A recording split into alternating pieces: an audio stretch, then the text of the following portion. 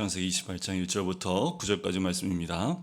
이삭이 야곱을 불러 그에게 축복하고 또 당부하여 이르되 너는 가나안 사람의 딸들 중에서 아내를 맞이하지 말고 일어나 밧단 아람으로 가서 내 외조부 부두엘의 집에 이르러 거기서 내 외삼촌 라반의 딸 중에서 아내를 맞이하라.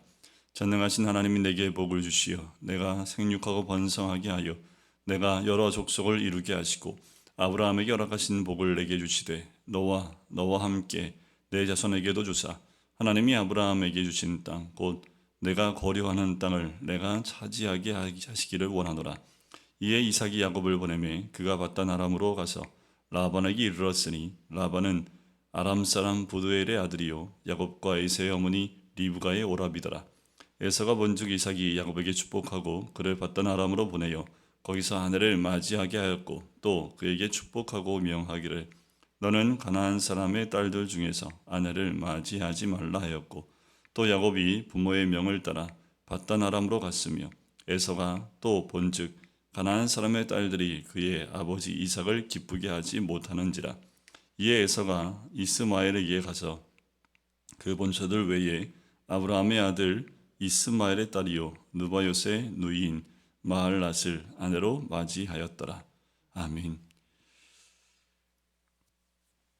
28장의 말씀은 이제 야곱이 이삭의 축복을 받고 그 이삭의 보냄을 받아서 아내를 맞이하기 위해 외삼촌의 집으로 이제 출발하게 되어지는 그 모습이 28장에 등장을 하지요.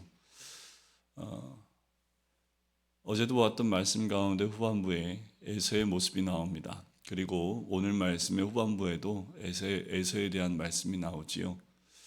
에서를 보면 참 안타까운 마음이 있습니다.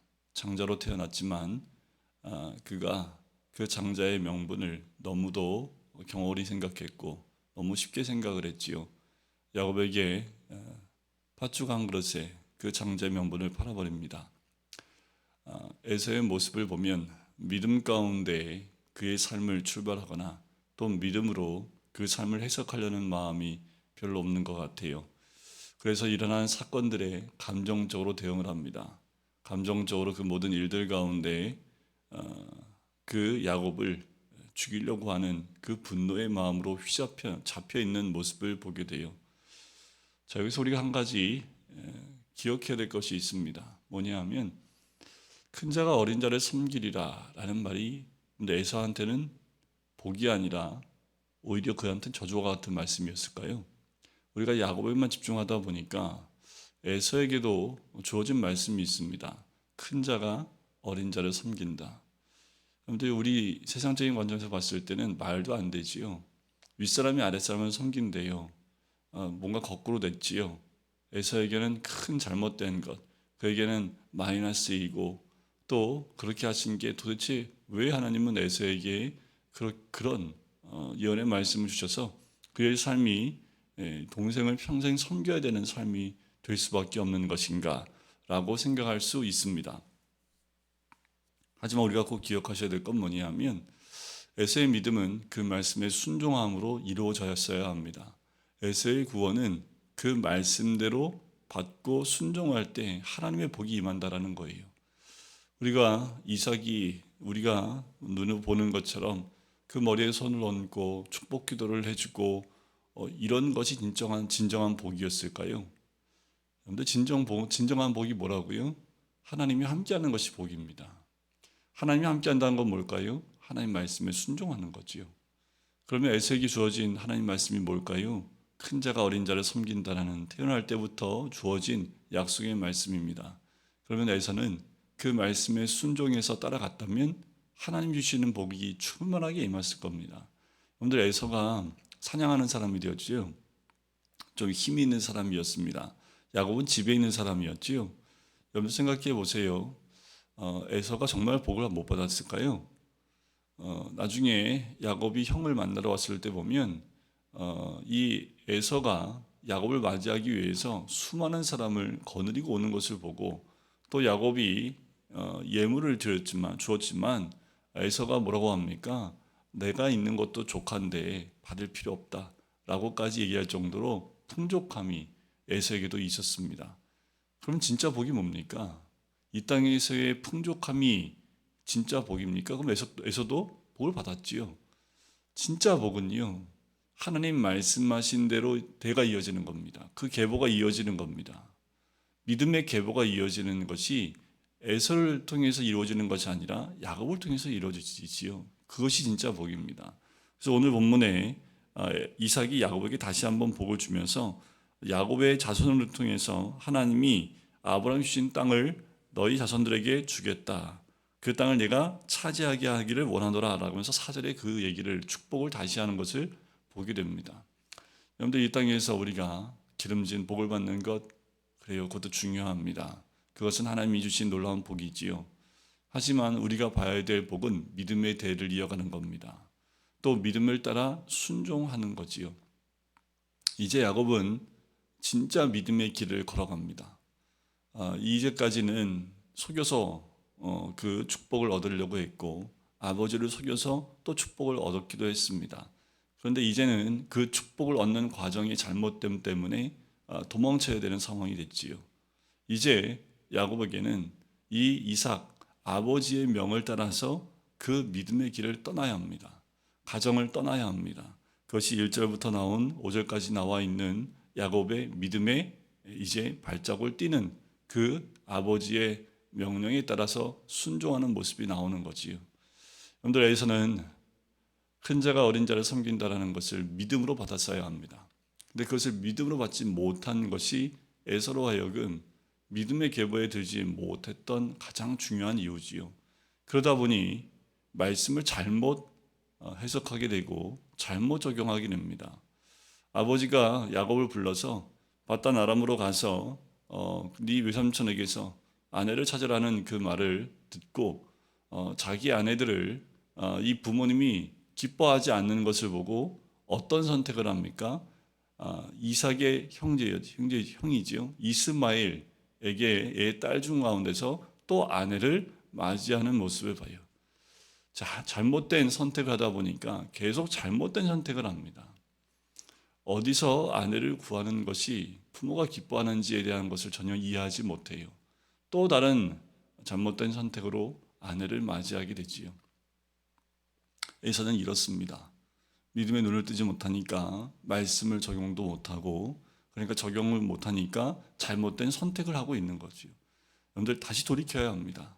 에서는 이렇게 화를 내고 또 부모를 보면서 잘못된 또 다른 적용하는 거 하기 이전에 내가 어디서부터 잘못됐는지를 돌이켜보고 내가 어디에서부터 다시 믿음으로 서야 될지를 봐야 한다라는 거지요.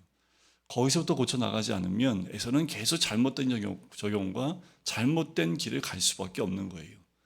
큰 자가 어린 자를 섬기겠다는 25장에 태어났을 때 하나님 주신 말씀을 따라 순종하고 내 사건으로 감정을 상하는 것보다 그 말씀에 순종하여 그 말씀대로 나아갔다면 가정에 문제가 있었을까요? 가정에 문제도 있지 않았겠지요. 더 나아가서 부모에게 대한 마음이나 적용도 잘못된 적용을 가지 않았겠지요. 그래서 이 에서는 그 말씀, 때로는 우리가 말씀을 적용하다 보면 내가 아니라 남을, 때로는 나를 죽이고 또 내가 원치 않는 걸 선택하고 나갈 때가 있습니다.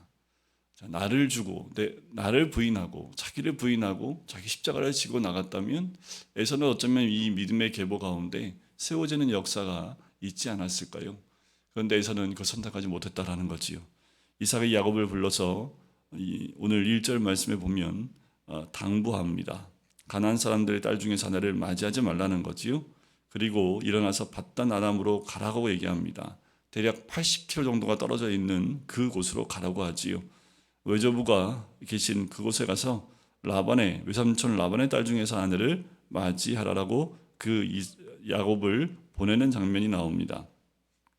그리고 야곱은 그 보냄에 밧단 아람으로 라반에게 가서 이르렀다라고 나와요. 이제 28장 내일 볼 말씀은 순종하여 가는 과정에서 하나님을 만나는 그 장면이 내일 우리가 함께 보게 될 말씀입니다. 자, 어떻게 보면 잘못된 선택들과 잘못된 것으로 해서 가정이 풍지박산이 납니다. 하지만 다시 재조정될 수 있는 것은 야곱의 믿음의 선택과 다시 그 선택을 통해서 믿음을 따라가는 그 과정이 이 가정 가운데 가정을 세워나가는 첫 발자국이 된다라는 거지요. 여러분, 우리가 매일 매 순간마다 나는 과연 믿음을 따라 가고 있는지, 아니면 내 감정과 아니면 내 생각과 내 방법을 따라가고 있는지를 돌이켜볼 필요가 있습니다. 야곱이 그렇게 자기 방법대로 가다가 결국은 하나님 방법대로 이 야곱을 만들어 가시는 그 길을 이제 믿음으로 나갈 수밖에 없게끔 하나님이 환경을 조성해 가신다라는 거지요.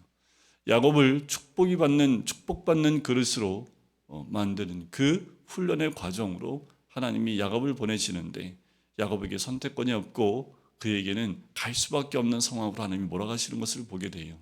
때로는 이렇게 하나님이 우리를 훈련시키기 위해서 그렇게 우리를 몰아가실 수 있습니다. 중요한 것은 하나님이 몰아가실 때 따라가는 거지요. 그리고 그 길을 갈 때 하나님이 반드시 인도하십니다. 그런데 그 길이 쉽지 않지요. 야곱이 어떤 사람이어서 성격이 가정에만 있었고요, 요리하는 걸 좋아하고요, 밖에 나가는 걸 별로 좋아하지 않는 그런 성격의 소유자입니다. 그런데 이제 광야 같은 길을 80km를 혼자 걸어가야 돼요. 그리고 전혀 만나보지 못했던 외삼촌과 그 딸들을 만나러 가야 돼요. 어디 있는지도 몰라요. 가다가 어떻게 언제 만날지도 몰라요. 근데 그 일을 떠나간다라는 거지요. 결코 쉬운 선택 아닙니다. 결코 순종하기 쉬운 선택이 아닙니다. 그런데 야곱이 이 길을 간다라는 거지요. 하나님이 어쩔 수 없이 이 길을 갈 수밖에 없고 만들었던 환경도 있지만, 그래도 야곱이 이 길을 따라가려고 하는 그 순종함으로 첫 발자국을 떼일 때 그 길이 훈련의 길, 고난의 길이었지만 하나님이 함께 하셨고 또 하나님이 동행하시는 그 길이었다라는 겁니다. 그것이 더 큰 복이지요. 우리가 우리의 삶 가운데 훈련과 같은 삶을 받고 있고 또 삶의 어려움이 우리 삶 가운데 온다면 우리는 그 삶 때문에 좌절하지 말고요, 그곳에 나와 함께 계시는 하나님이 있다는 것을 알면 순종함으로, 또 그것이 얼마나 큰 복인지를 오히려 거꾸로 깨닫고 그 시간들을 주님과 함께하는 시간들로 동행해 나갈 때 하나님이 예비하신 놀라운 복들이 우리들의 삶 가운데 충만하게 임할 줄 믿습니다.